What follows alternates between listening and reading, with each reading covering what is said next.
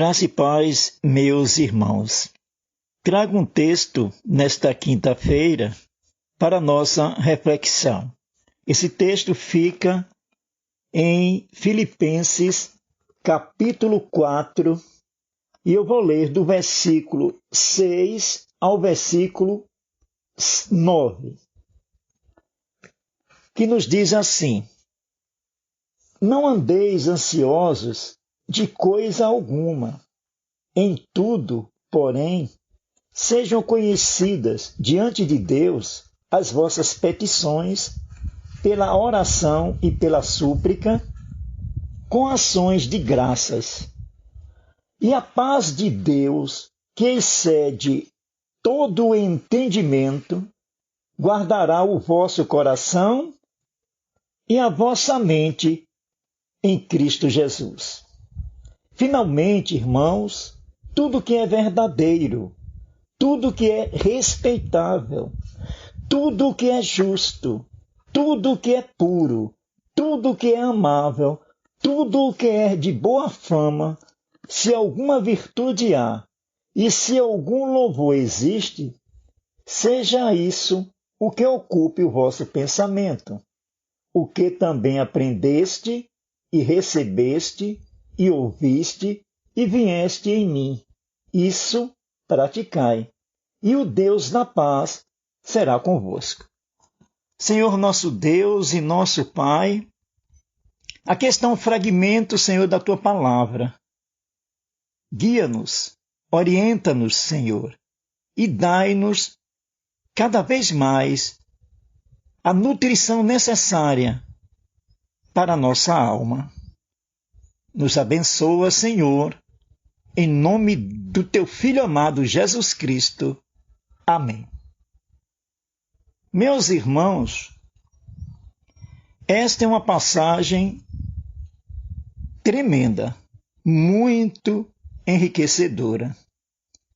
O apóstolo Paulo aqui está mostrando para os irmãos de Filipos que existe sim, no meio de perseguições, no meio de tribulações, como mantermos tranquilos no Senhor. Como mantermos a nossa paz interior no Senhor. Como eliminar a ansiedade. E aqui está a orientação de Paulo para cada um de nós. No versículo 6, ele conclama isso. Não andeis ansiosos de coisa alguma. Coisa alguma. É este momento difícil pelo qual nós passamos. A nação já passou por problemas sérios ao longo de todos esses anos e sempre irá acontecer problemas, situações adversas, seja no âmbito nacional, seja no âmbito individual, nossas demandas pessoais, sempre vai acontecer. Porém, Paulo, ele nos dá a primeira solução para não estarmos ansiosos. E a primeira solução que ele nos aponta é a seguinte: sejam conhecidas diante de Deus as vossas petições, pela oração e pela súplica, com ações de graça. O primeiro ponto aqui é orarmos. Entregarmos toda a nossa demanda pessoal e todas as demandas da coletividade, do Brasil, da nossa igreja, dos nossos irmãos, colocarmos diante de Deus Pai Todo-Poderoso. Eu já tive a oportunidade de falar para os irmãos que para mim a oração é algo que é inexplicável diante de Deus Pai Todo-Poderoso. Porém, a oração é um imperativo que a palavra nos impõe. É algo que tem que ser feito por cada cristão. Orar, orar sem cessar. E ele aqui acrescenta súplica. A súplica nada mais é que uma oração mais dolorida, uma oração mais íntima, uma oração que sai da alma. A súplica, ela está nos dizendo que nós somos dependentes, somos incapazes por nós mesmos de buscarmos solução para qualquer tipo de situação. E que nós colocamos diante de quem pode, diante do Senhor. Meus irmãos, a oração é o primeiro ponto que Paulo nos aponta aqui.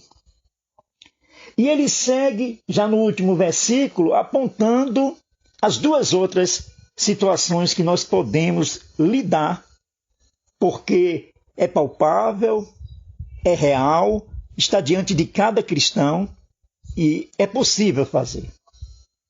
Ele diz, no versículo 9, o que também aprendeste e recebeste e ouviste e viste em mim, isso praticai.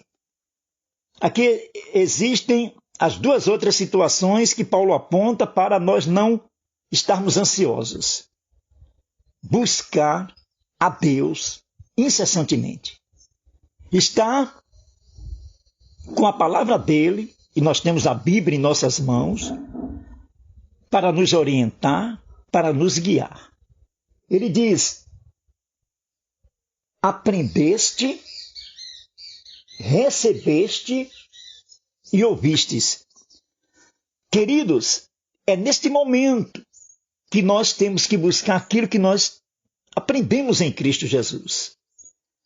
E buscar na palavra de Deus, leituras diárias, reflexões, buscar conhecer e nos aprofundarmos cada vez mais sobre Deus, uma intimidade pessoal. É isso que Paulo nos mostra aqui. Ele aponta isto, não é? E uma das coisas que ele nos mostra é para que isso venha a ocorrer com clareza, como águas cristalinas. Ele diz, tudo que é verdadeiro, tudo que é respeitável, tudo que é justo, tudo que é puro, tudo que é amável, tudo o que é de boa fama, se alguma virtude há e se algum louvor existe, seja isso o que ocupe o vosso pensamento. Queridos, nós temos que tirar da nossa mente, tirar do nosso coração, qualquer tipo de algo que venha contra a doutrina de Deus Pai Todo-Poderoso. Contra os seus preceitos. Queridos, buscar purificar a mente, retirar do nosso coração, da nossa mente, aquilo que não pertence a Deus Pai Todo-Poderoso. E aí eu posso nominar algumas coisas, tipo notícias diversas. Procure minimizar isso o mínimo possível. Procure utilizar-se das tecnologias, né, do WhatsApp, do Instagram. Procure utilizar do Facebook, do Twitter, de forma racional. E que essas coisas, da própria televisão em si, da Netflix, né, de tudo aquilo que permeia a nossa vida, principalmente nesse momento em que nós estamos mais reclusos, não deixe nada disso adentrar. Né? É tipo aquilo que nós já falamos, né, e que se colocou, não é? Que nós não devemos andar no meio dos escarnecedores. Primeiro andar, não podemos andar, ela vai passar, é de passagem, as pessoas passam. Assim também devem ser as notícias, né? delete algo que vá danificar a sua mente, que vá colocar dúvidas no seu coração. Não é? Selecione as pessoas que estão mandando mensagem que edificam. Não é? Então vamos prestar bem atenção a isto. Purificar nossa mente para que nós tenhamos a certeza plena e absoluta daquilo que Deus está nos falando, né? Na sua palavra genuína. E depois Paulo diz, isto em mim, isto praticai. Então Paulo está buscando mostrar o exemplo dele pessoal, não é? Nós temos que praticar o exemplo bom que os outros nos passam, né? Você tem que praticar na sua família, com seu cônjuge, com a sua irmã, com seu irmão, com todos aqueles próximos. É isso que nós devemos praticar, o Evangelho. O Evangelho, ele não é para ser simplesmente passado para outrem. Primeiro tem que ser vivido pela própria pessoa. Primeiro ele tem que fazer efeito em cada um de nós. E aí sim, através do nosso exemplo, levar a outrem a boa nova do nosso Senhor. Mas a prática deste Evangelho, de tudo aquilo que você busca de Deus, essa prática, ela tem que estar evidenciada em nossas vidas. É isso que ele diz. No entanto, ao fazermos isto, existe um efeito em nós, né? Primeiro, voltando à questão da oração, diz que e a paz de Deus, que excede todo entendimento, guardará o vosso coração e a vossa mente em Cristo Jesus. Ao orarmos, ao entregarmos tudo na mão daquele que pode todas as coisas, nós recebemos de volta a paz de Deus para os nossos corações. Outro efeito, depois que nós aprendemos do Senhor, lemos a sua palavra e as praticamos, ele nos diz no final: e o Deus da paz será convosco. Observe que aqui há um trocadilho com significado totalmente diferente. Na primeira situação de oração, a paz de Deus, o que é menor do que a outra. A outra diz: o Deus da paz será convosco. Quer dizer, Deus, a plenitude de todas as coisas, Deus, a essência de todas as coisas, Deus soberano, ele estará conosco. Adquirimos a sua paz e Deus estará conosco à medida em que nós o busquemos e pratiquemos aquilo que ele nos ordena. Que essa palavra ela permaneça em nossas mentes, em nossos corações, para que nós venhamos a entender e compreender que somos dependentes dele em todas as circunstâncias, nos momentos alegres, nos momentos tumultuosos.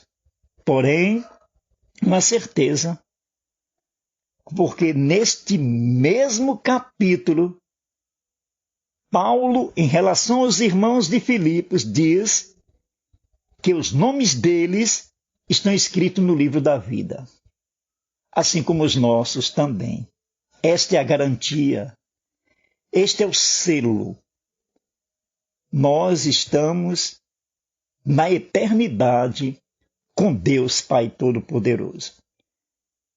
Este íntere, que é nossas vidas aqui na face da terra, temos que viver sempre na dependência de um Deus soberano.